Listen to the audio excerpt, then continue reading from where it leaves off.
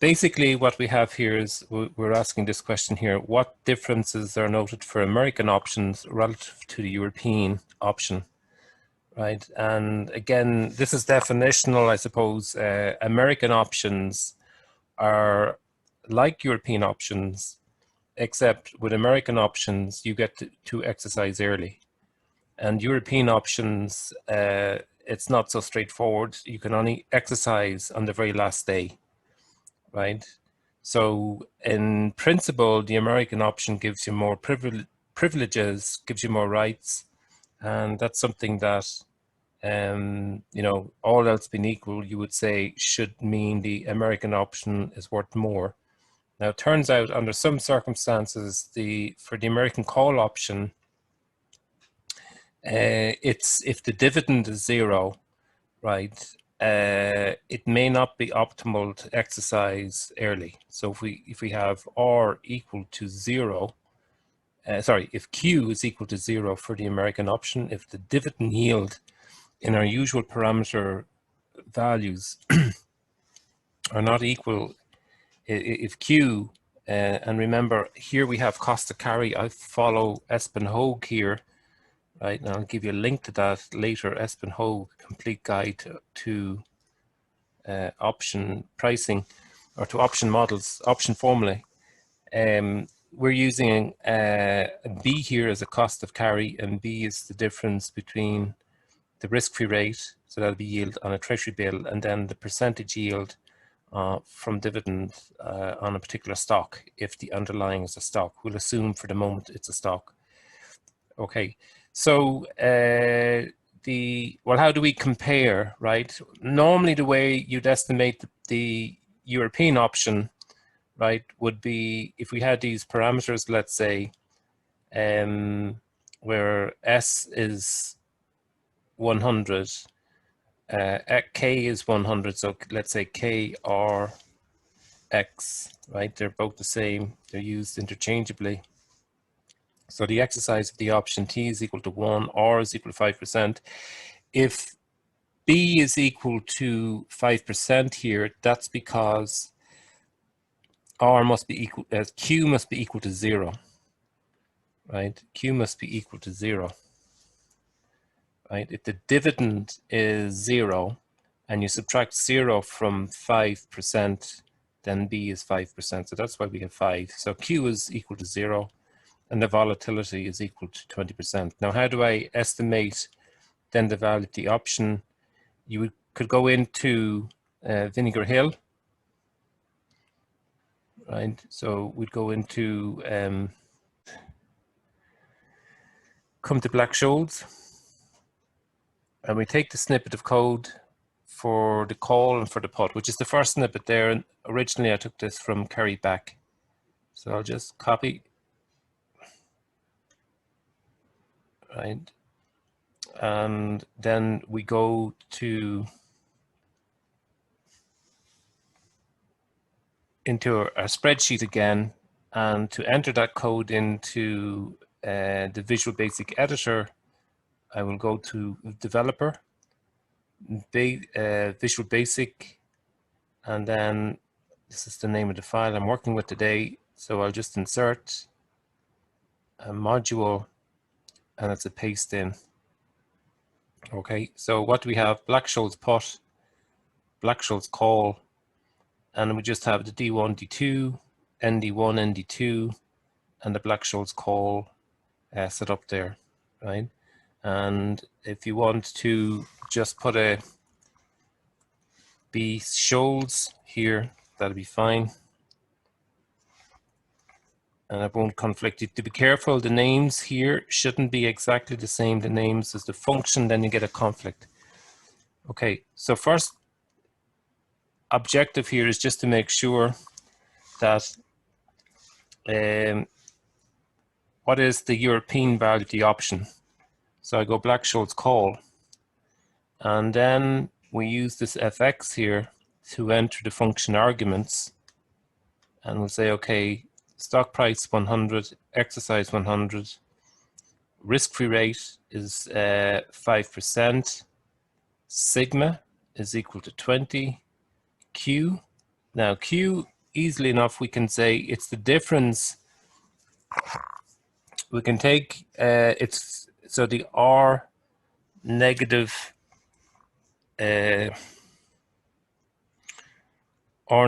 B, right? And then the last one is 1 year, and it should be 1045, which it is.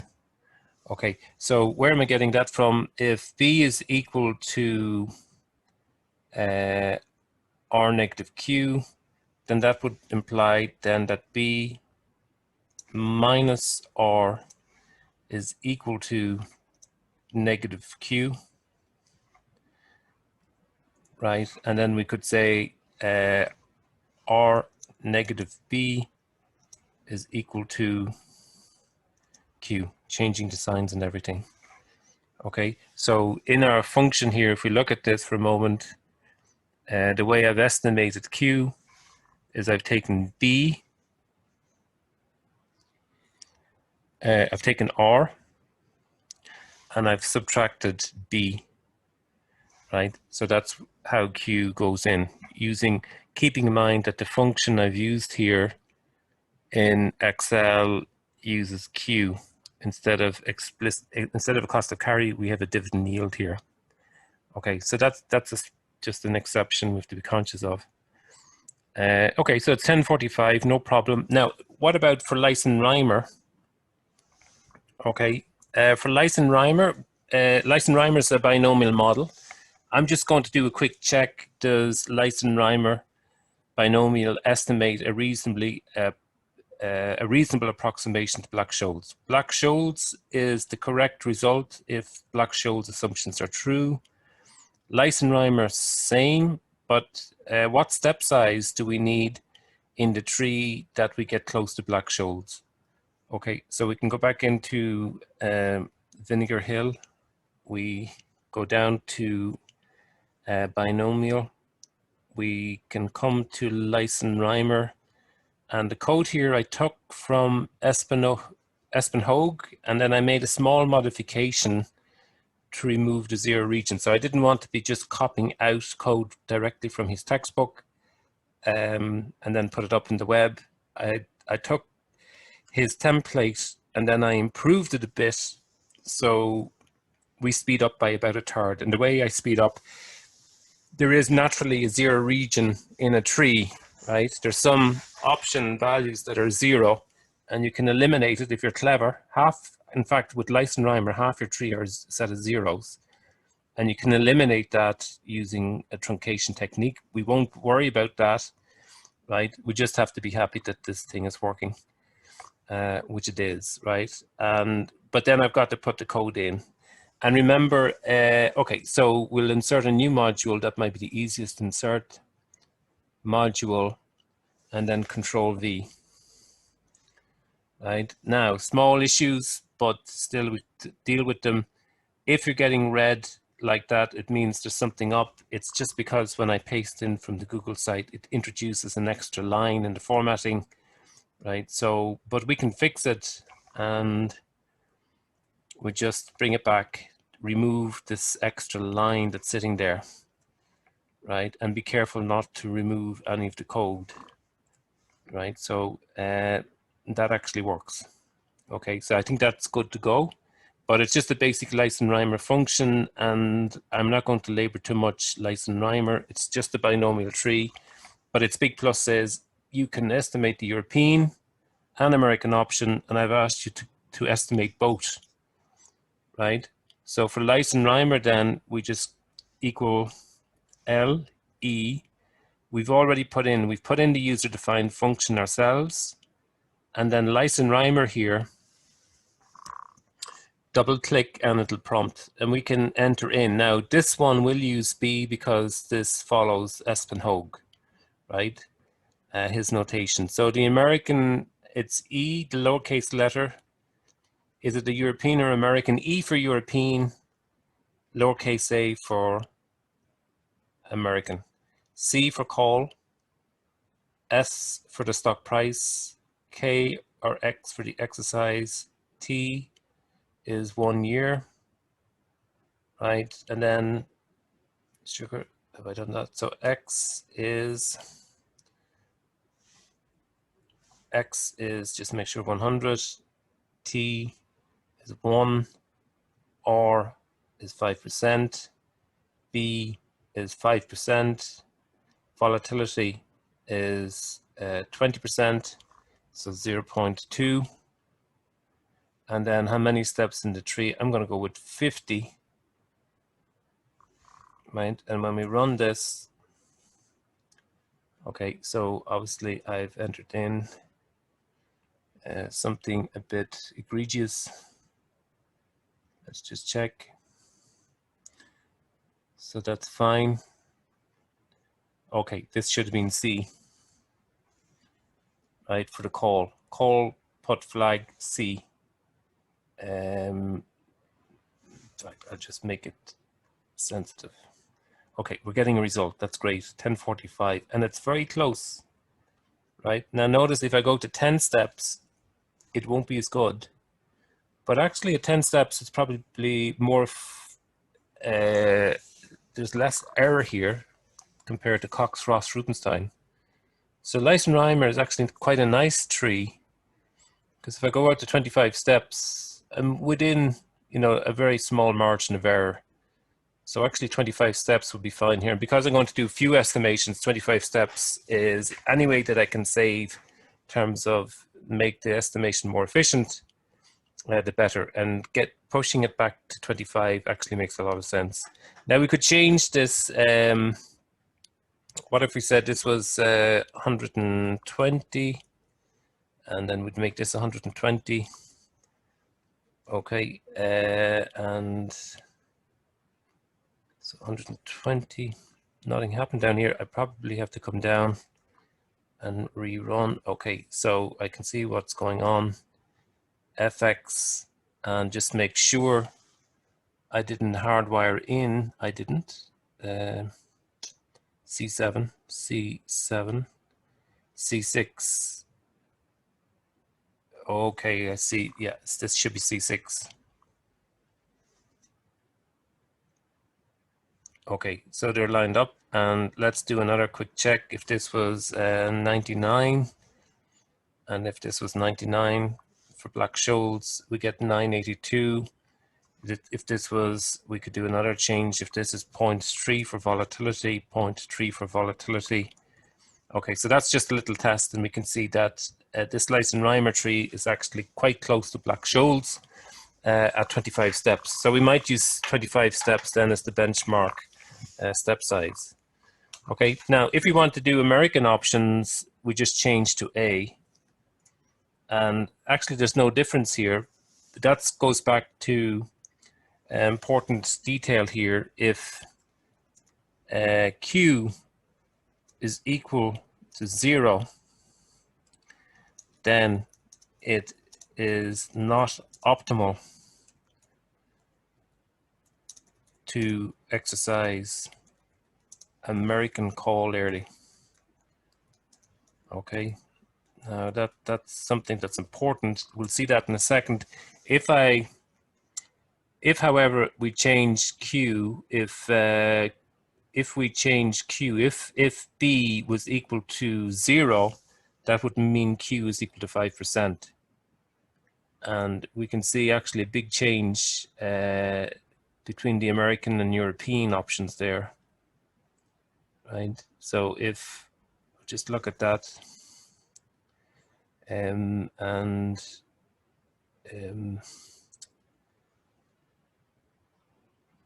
so we'll have to do the same here. 10, there is a difference now between the two, right? There appears to be a difference. The American option is worth more than the European option, right? But if we go back to Q equal to 0, the American option and the European option will be the same. Okay, American option, European will be the same if we change this to. So that's a detail worth noting. If Q is equal to 0, then it's not optimal to exercise the American call early. Okay, and this Leisenheimer function respects this, and we would want to observe that boundary or that axiom that it's not optimal to exercise the option early if the call, American call early, if the dividend is equal to 0, which is what we're looking at here. But as soon as the dividend becomes positive, let's say B is equal to 0.02, right, then a gap starts to open up between the two, right? It may not be huge, 0.0. Now, if this is 0.01, the dividend is 4, right? You can see a gap opening between the European and the American option. The American option now is being worth more. But if it goes back to Q is equal to 0, then no difference, right? No difference. Check here, 100 here, and we get back to our 1045 and 0.2, 0.2, no difference. Okay, so that's the first point worth noting. It's never optimal to exercise the American option early, call option early if the dividend is equal to 0. Okay, now we've got to tackle this, and then how do we set that up, right? So what's the difference are noted, what differences are noted for the American option relative to the European analog, use Lysen-Reimer? We might note that, right? That's one property we would like to observe. And we very explicitly then you're being asked the sensitivity of the American European call and put to changes in the initial stock price, right? So we've already set up and tested, right? It's this we want to capture the sensitivity of the American call and put to changes in the stock price. Now, how do we do that? What we would do is we go back to the model that we've been working with, and we set out here Lysen-Reimer, and we fill in values. Now you might notice what I've done is basically this is the European option, so E here for this argument, the argument here is going to be E, the argument here is going to be A, otherwise the same, and we can put an equal sign, right? So equal sign all the way down. And then we can say, okay, let's value the options then using Lysen-Reimer. Do what we did before. Lysen-Reimer, truncate. Okay, so we've removed the 0 region with that truncation, and then it'll follow. E, American Euro flag is, we're going to go with E. We're going to say call or put, call, stock price 100, exercise 70, T is equal to, okay, 4 years, that's great. And then R is 5%, and B is equal to 0. That means Q is 0. Sorry, Q is equal to 5. If B is 0, Q is equal to the same as R. V is equal to 0.3, N is equal to 50 steps. We might take that to 25. Okay, now if we go back to our original values, 100, 100, R, T is equal to 1, R is equal to 5, B equal to 0.5, V equal to 0.2, and then 25 steps, we get 1045. We should be happy with that. For the American option, we get the same, right? But then if we change this to 0, Q is 5, and we change Q here as well, because this cell is equal to this. And now you can see a gap that the European is worth less than the American. Okay, now if we're to map this out, I would just come up here to this, set this cell here equal to this one, and then set this cell here equal to the one beside it. So we have the European Lysen-Reimer, American Lysen-Reimer, and there's a gap between the two, and we're happy to work with that. And remember, I'm looking at this first question. What's the effect on the European call and then we'll look at the put, where we change the stock price. For different stock prices, what's going to happen to the values of each? And there may be a difference. So let's examine that now. B, we've hardwired in to be 0, right? There's a couple of reasons for that, but if I set B equal to 0, the spot price can be treated like a futures price, right? Again, that's a bit technical. Let's fill in this table anyway. Let's do a data table, re-estimate each of these options for these different values of S. So go to Data tab, What if analysis, data table. Is it a column of data or a row? It's a column. Highlight all, right? Right. So we're basically, we have,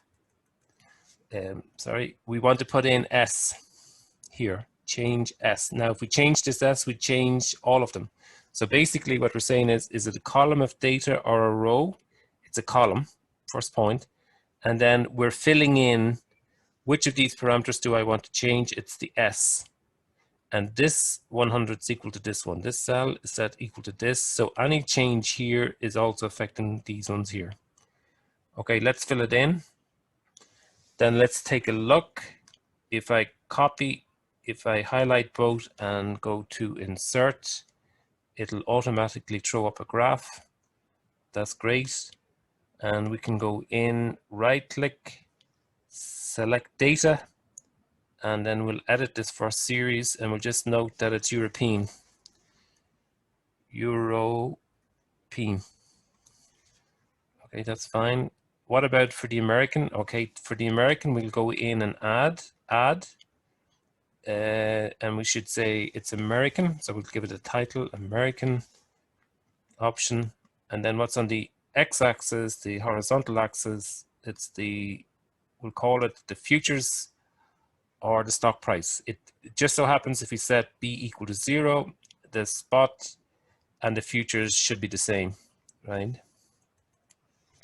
Okay, and then we highlight the values of the American. And what do we notice? Well, we notice that when the stock price is lower than the exercise, there isn't a noticeable difference between the European and American. But when we go deep in the money, these two widen up quite significantly, right? And also, if we increase the time period, let's say to 2 years, we also get a big increase, right? And if we increase R to 0.01, okay, there's a widening here as well. So what we're finding is the two options, the difference that appears here between the two can be accentuated when we have a long time period, long maturity, and when we have higher interest rates, 0.15, right? Okay, but if we were just asking what's the difference between the two, it's greatest the more in the money the option is, okay? Now, if I was to change the option to P, denoting a put, right? Same basic idea. We can, let's see, can we manipulate the graph here a little bit? Chart design, format. Yeah, we'll put in legends, and we want it underneath probably, bottom. Okay. So you can see the difference between the European and American option when they're analogs, when everything else is the same, right? When is the difference greatest? When the stock price, when you're deeper in the money. So it's not just a question when the stock price is high or low. It all depends. If it's a call, then the difference between the two, the European and American options, is greatest. The higher the stock price is, the deeper in the money we become. Right? Okay. Also, we have some boundary, lower bounds here. We might discuss those, but if we were saying because B is equal to 0, then Q must be equal to R. And then we have a situation where the stock price is like a futures price. Okay, now what's the lower bound?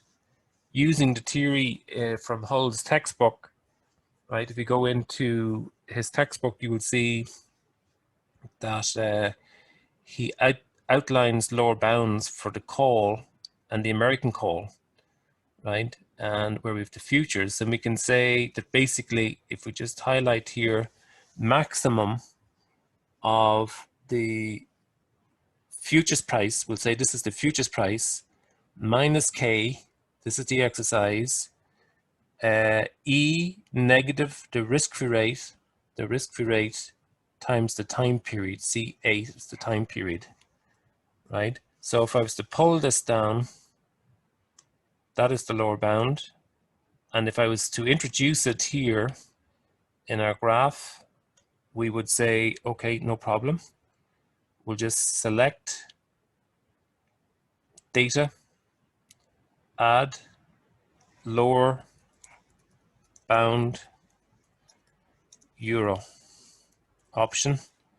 Now it's call, right? On the x-axis, these values. On the y-axis, move these ones here. Okay. And then what about for the American option, right? For the American, so you can see the European option just kisses with this one. And I can get rid of this if I double click. Yeah, if I double click, let's just in format data series. This one I think, and then come down, unsmooth it. Right, you can see it's you don't have that kinking. Okay, what about here for the lower bound for the American? F minus K. This is again K, and we can just pull it down, right?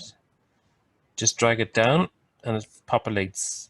And if I introduce that in, right, select data, and add American lower bound, right? And then x-axis here, the future prices, and the y-axis, the values. And lower bound, and just to be consistent, American call. Okay, so that's what we got. Okay, and we get this again if I double click on that and come down and just unkink it. Gone, right? You can see we get that sharper, right? Which is what we should get for the option. There's no kink here, right? And then if I bring this over and do some adjustments, let's say to time and so on, let's make t equal to 5. You can see it opens up wider. The interest rates, I don't know, 12% or something, right? There's an adjustment here. So this is the American option with its lower bound, and this is the European parabola. That's like the Black-Scholes parabola, and then this is the equivalent parabola for the analog American option. So same parameter values, where we have the two pivot as the increase as we move into the money, right? So the two share the same exercise point here, but also when we adjust, because B is equal to 0, those two coincide, right? That point there, it coincides for the exercise of 100. Now, just to show you something, if I go into Vinegar Hill and just come down a little bit to American European futures, I do leave a reference to Whaley, right, who has that same graph. This is a paper from No, it's way back. It's a very early paper, 86, right? So this is really going back, and there is some explanation there of the differences between the two, and you might take a look at that, right? So the results that I have here are consistent with results that are just basically there in the literature, right? Just I'm not inventing something, right? Or I'm not going out on a tangent and following things that are consistent with a literature that's well established. Okay, so that's the Journal of Finance, I think, right? So normally they get their P's and Q's lined up correctly. You might take a look at that paper. Okay, next thing then, let's go back, and we want to consider the sensitivity of the American call and put prices to changes in the exercise. Now, before I do that, what about the put option? We had mentioned it before. If I put in a put here, the parabolas will pivot around. The lower bounds won't, of course, because they're hardwired in for the call, right? So they won't change. Okay, so but it's the same basic relationship. As we get deeper in the money, a big gap opens up between the European option and the American option. There would be puts, right? So that's a put, and that's the parabola for the put, where the put again is the right to sell, and the call is the right to buy. Okay, let's go with the call for the moment. It's just easier to visualize. Right. We want to consider what happens if we change the exercise. Now, what we should see, what we've observed here is if we increase the value of the stock price, the value of the call goes up. If we increase the stock price, the value of the American put goes down. So also we're demonstrating these results. This is available in Hull, Chapter 11, Option Properties, right? And he just charts out, okay, what's the connection between the stock price and the European call? Well, if you increase the stock price, the value of the European call goes up. If you increase the stock price, the value of the American call goes up, right? And what about the put option? It's the reverse for the put. Okay, so we can actually see some of this if I copy, right, and just put it in beside. We can actually see this in operation, right? Increase the value of the stock, increase the value of the stock. What happens to call? European call goes up. Increase the value of the stock. What happens to the American call? It goes up. Increase, change to P, and just focus not on the lower bounds, but on the parabolas, the time values. Increase P, the value of the European option goes up. Sorry, increase S, the value of the European put goes down. So opposite. Increase S, the value of the American option goes down. So they have a negative relationships with the stock price, as you might expect. Okay, now we can do the same again, right? We can insert, now we'll call this C versus S, right? And then we'll create a new insert, move copy, C versus S, okay? And I do it again, insert, copy, C versus S, create a copy. So it's exactly the same graph again, right? But now we want to make a small change. Now P, we'll say X or K.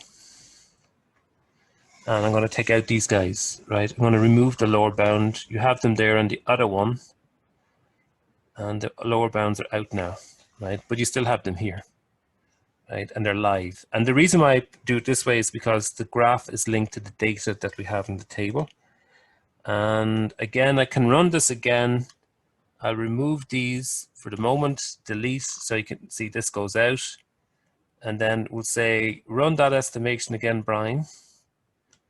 Insert, sorry, data, what if analysis, data table. And this time, again, it's a column. But I'm not checking I'm not checking the stock price, I'm checking the strike, right? So I need to put in the strike price, and the strike here was this K or X. And that cell is equal to this cell. So if you change one, you change the other. And now it fills up. And now what do you have, right? This is for the call option, right? This is for the call. And it's the relationship, but on the axis here, it's not the stock price, it's the exercise, right? It's the exercise underneath here. And what we're observing, if I didn't throw it away, if we can find,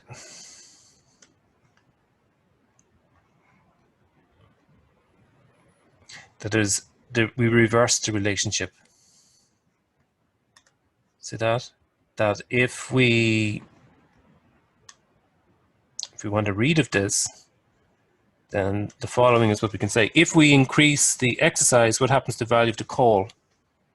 European call goes down. If you increase the exercise, the value of the European call goes down. If you increase the value of the exercise, what happens to the American put?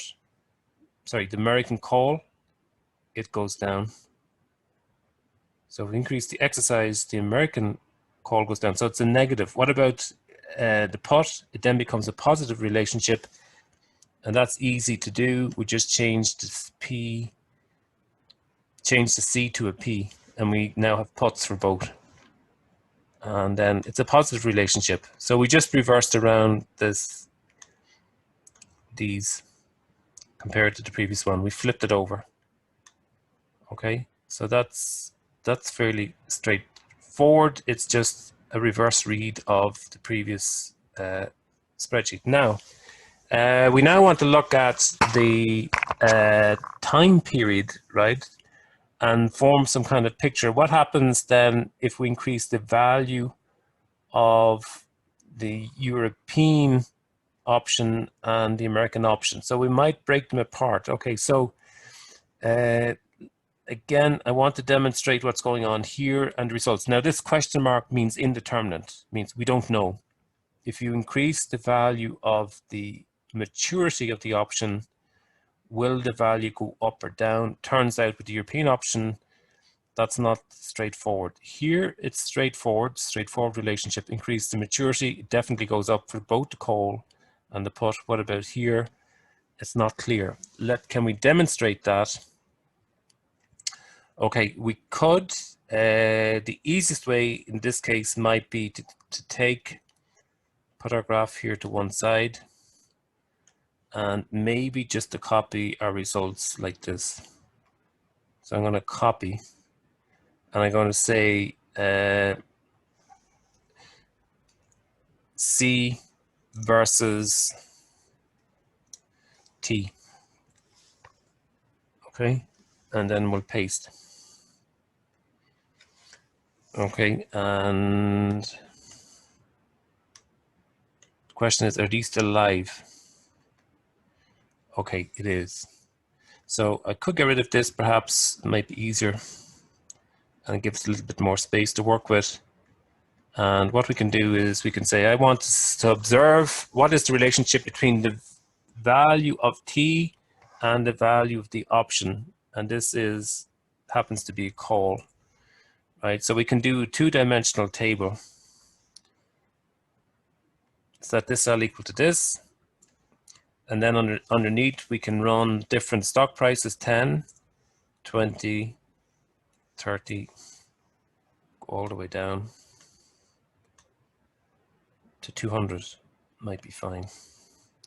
And then on this axis, so this is the futures price or the spot price. Futures price here or spot price. I'm going to write it as futures. It actually makes a bit more sense, turns out, to refer to as a futures price. But both the futures price is equal to the spot when R is equal to Q. Right, so maybe I'll write it that way, equal to. And then 10, what do we have? Different time periods: 3 months, 6 months, 1 year, 1.25. We should have had 0.75, 1, and we can just drag it across to 2. Be fine, right? And we go with the European one first. So we're going to re-estimate in this table. What do? We'll go data table, what if analysis, data table, on the column S, on the row, the time period. So T is 5, great, right? And then it just outputs the different options. It's re-estimated, and it's because this is optimized and we truncated the zeros and so on, it executes quite quickly, right, for getting the European option. And we create a parallel. There's a very handy way of graphing that, but I have to get rid of the apex, and if I throw out the apex cell, it goes to hell. So I can't do that, so we leave that alone, and we just create a parallel table over here with an equal sign, right? So it's not that sophisticated. We go up to 2, and we drag this down, right? And then we can remove this apex cell, and then, okay, you want a graph, no problem. We can highlight, insert, and Excel knows what I want to do, right? It's been paying attention, right? And we can just set it up like this. Now, there's a lot of color in here, but we have a rainbow, and that more information is not always good, right? But I want to demonstrate a simple point here. And that is, I'm going to look at maybe I look at the put option here first, and then go back to the call, paste. But with the put option, right, with the European. So is this European or American? It's a European. That's the first thing. Let's make it C, right? Okay. Now, if the dividend is equal to 0, then B is equal to the interest rate. And in that case, if B is equal to 0, dividend is equal to R. But what we find is if Q is 0, then it's never optimal to we have a situation. So if Q is equal to 0, it's not optimal to exercise early. But okay, so the clear pattern is as we increase the time period here, the value of the option goes up. I think we might be able to see that. We go from 3 months, 6 months, 9 months, up to 2 years, 24 months. In each instance, as we increase the time period, the value of the option goes up. However, if Q is equal to this 12%, that'll make B 0.